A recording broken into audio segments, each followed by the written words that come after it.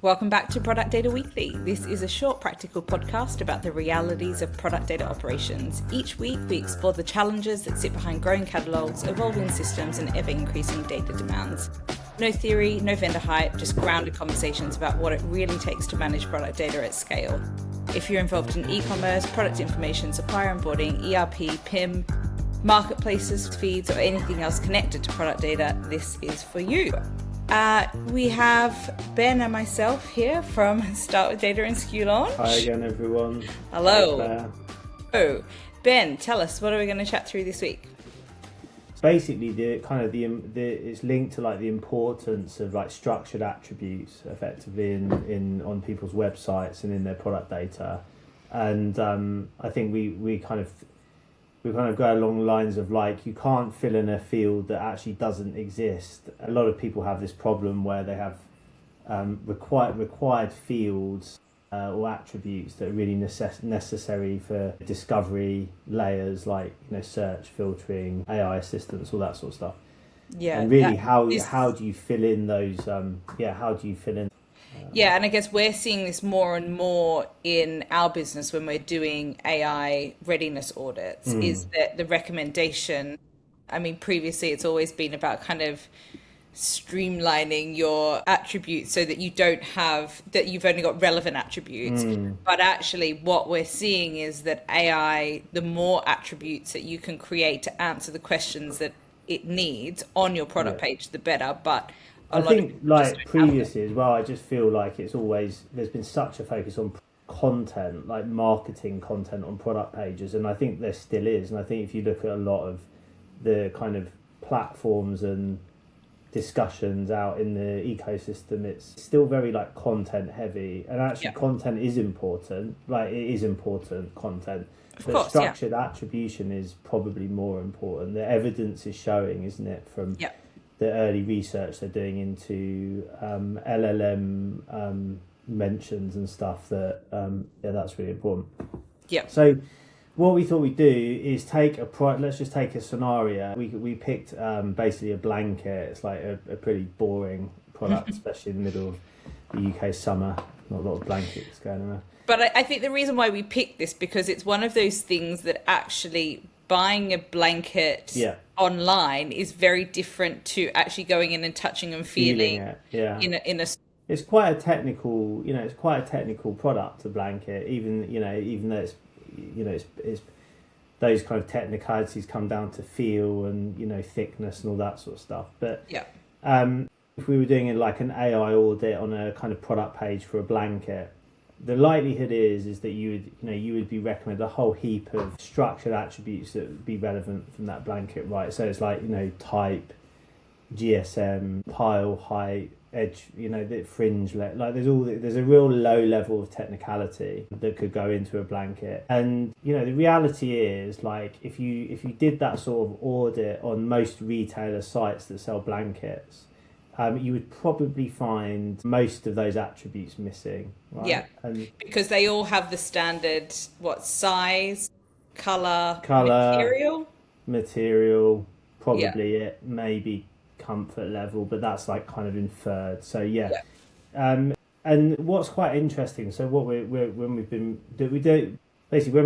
these audits, we look at the retailer, and then if you go to the brand or the manufacturer of the blanket, most of their sites are very rich with structured information, because obviously they hold a lot of the source information. So a lot of the time, the reason those attributes don't exist in like a retailer is because the product attribute model that they kind of use often for their websites is basically like a decade old.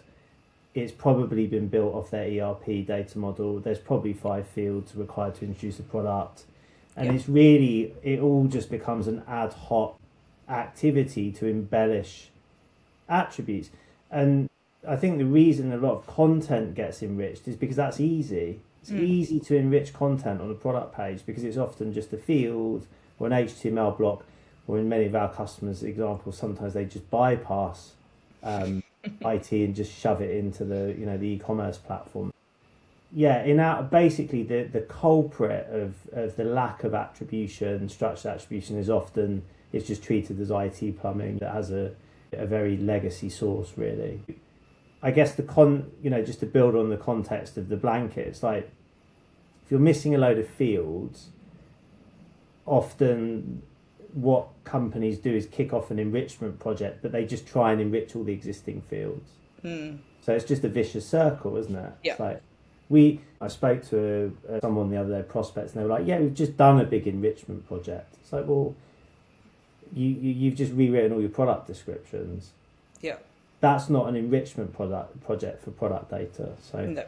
The layer of actually working out what your attributes need to be now, I think is that next part, isn't it? It's very simple to say, oh yeah, we've got 100% fill rate, but it's like if that doesn't tell the customer what they need, that's just like a totally a and vanity it's metric. like it's very hard to measure, because it's like what one category manager thinks the customer might need over another can be very different. And I think with the blankets example, well, these aren't just technical attributes, right? They're like you said at the beginning, blanket is quite a emotional or use case led purchase, right? That often you're not going to be like, what GSM or thickness do I need? You're going to be like, do I need a thick one, I don't know, a medium one or a thin one? Or when am I going to be using this blanket? Is it like in cool summer nights, or in the Arctic? I don't know. Yeah. So you can tell you don't buy a lot of blankets. That is like, those sorts of attributes are not like direct technical attributes. They're actually quite inferred, emotive attribute type of thing. So building that, and it's really hard, right? It's really hard to build a good product model for each of your categories and think like that. Yeah, and one of the ways that one of the recommendations that we've kind of been making is almost reverse engineering. It's like, what would your customers be asking about this product if you were face to face with them to make a buying decision, and then going and then creating the attributes from that end. It's kind of totally I mean, you're right, like shopping in their shoes, coming up with the actual answer engine prompts that you're going to ask for a given category, and then reverse engineering it backwards. And I guess that's the whole thing with this, is that if you don't have the information there, AI won't infer the information, so it will just simply not recommend you, and you miss out being discovered. It also means that I think we've probably said it in most of our episodes about the filtering of products, that if you don't have those additional filters there, again, you're losing the customer on that journey as well. Yeah, definitely. Yeah, because you don't really get a second chance with like an AI assistant, or it's not just like ChatGPT and Gemini and stuff. It's like if you're deploying an AI assistant chat bot on your website, that depends on structured data, in order for it to function well and stuff. So it's really important to just find a starting point. I think this idea of like running an AI audit on a product page, compare it with a competitor. So maybe like prompt one of the answer engines, what's the best blanket for this use case in this category? If you're not coming up or being recommended, you've probably got a deficit in your structured attribution or content, or probably both. Yeah, and then go look at what they're doing differently on their product page to be recommended. Yeah. And then go and look at the manufacturer as well. That's always a good start as well. Like I saw this crazy stat yesterday. I think it was talking about, like one huge apparel retailer in the States, 20 billion revenue, and one mid-size, like kind of niche apparel retailer, more of like a own brand type of thing. And it was comparing their share of like AEO cut voice, and it was like insane. Like the big brand had almost zero, the little brand had like 30%. Wow. And it was all because, some of it was to do with like social content and stuff like that, but a lot of it was just to do with level product information on their website. So Interesting. Yeah, so I think that's the one thing you could do this week is just go and take a category or a particular product and do that comparison and see what's happening. We obviously run AI audits, so if you want us to have a look at, you know, some of your PDPs, just get in touch with us and let us know. And as always, we have our weekly product data newsletter that comes out every Thursday. So feel free to sign up to that at productdataweekly.com. And we shall see you next week for another episode. Thanks, everyone. Bye. Bye.